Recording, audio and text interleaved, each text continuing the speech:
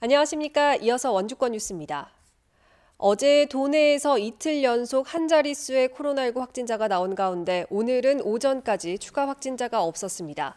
어제 철원에서 기존 확진자의 접촉자 5명이 한꺼번에 확진됐고 동해와 속초, 평창에서 1명씩 모두 8명이 양성 판정을 받았습니다. 오늘은 현재까지 확진자가 나오지 않았습니다. 어제까지 이틀째 확진자가 없었던 원주의 누적 확진자는 446명을 유지하고 있고 도내 누적 확진자는 1,686명으로 늘었습니다. 어제 도 전역에 내려졌던 강풍주의보가 오늘 오후 2시를 기해 해제된 가운데 바람도 잦아들었습니다. 이틀간 몰아쳤던 강한 바람에 건축물 지붕이 날아가고 간판이 떨어지는 등 원주에서 6건, 횡성 4건, 영월 2건의 피해가 잇따랐습니다. 강풍은 물러가지만 내일 오전 1에서 최대 5cm의 눈이 내리겠고 영하권 추위는 내일 낮부터 차차 풀리겠습니다. 현재 원주를 제외한 횡성과 영월, 평창에는 한파주의보가 발효 중입니다.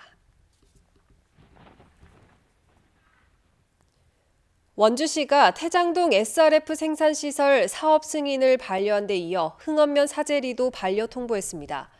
원주시는 흥엄면 사제리 일원에 설치할 예정인 폐기물 재활용 처리 시설의 사업 계획서를 검토한 결과 폐기물 보관 시설과 재활용 처리 장비 등의 설치 계획이 미흡해 이같이 결정했다고 밝혔습니다. 이에 흥엄면 주민반대대책위는 오늘 성명을 내고 원주시의 결정에 환영하며 사업자가 폐기물 처리 사업을 즉시 포기하지 않으면 반대 투쟁으로 강력히 대응하겠다는 뜻을 밝혔습니다. 원주 MBC가 보도한 장애 공무원 인권 침해 사례와 관련해 원주시가 자체 감사에 착수했습니다. 원주시는 해당 공무원의 상급자였던 2명을 감사 대상으로 특정하고 관련자를 면담하는 등 조사를 이어가고 있습니다. 이번 조사에서 감사 대상자가 실제로 인권 침해에 해당하는 발언을 했는지 적절한 업무를 주지 않은 이유나 근거가 밝혀질 수 있을지 주목됩니다. 장애인 공무원인 A씨는 제대로 된 일을 받지 못하고 5년 동안 방치되어 왔다며 지난 22일 인권위에 진정서를 제출했습니다. 원주시가 해제 7개월 만에 다시 미분양 관리지역으로 지정됐습니다. 지난해 7월 이후 한 자릿수를 유지해온 원주시의 미분양 아파트 물량이 최근 822세대로 급격히 늘어난 데 따른 것으로 미분양 관리지역 지정에 따른 규제는 다음 달 5일부터 적용됩니다. 미분양 관리지역은 미분양 주택 수가 500세대 이상일 경우에 지정되고 건설업자가 아파트 용지를 매입하는 데 까다로운 제한이 생깁니다.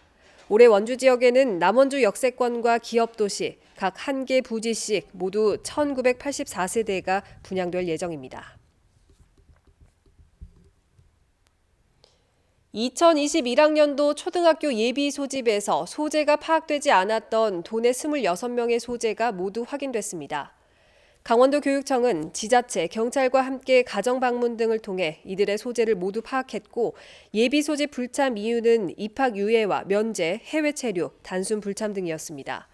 올해 도내 취약 대상 아동 11,658명 가운데 92.6%인 1,797명이 예비 소집에 참여해 작년 90.5%보다 참여율은 높았습니다.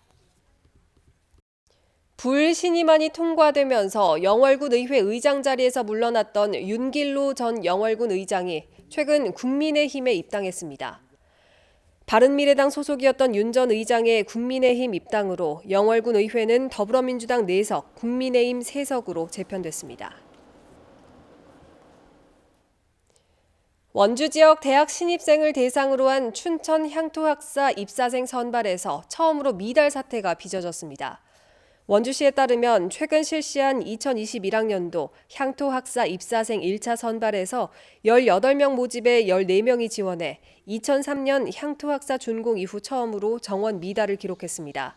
이는 코로나19 사태로 올해도 비대면 온라인 수업이 병행될 것이란 관측이 나오면서 지원자가 줄어든 것으로 분석됩니다. 한편 원주시는 다음 달 1일부터 8일까지 정시 모집 신입생을 대상으로 2차 향토학사 입사생 선발을 진행합니다. 뉴스를 마칩니다. 고맙습니다.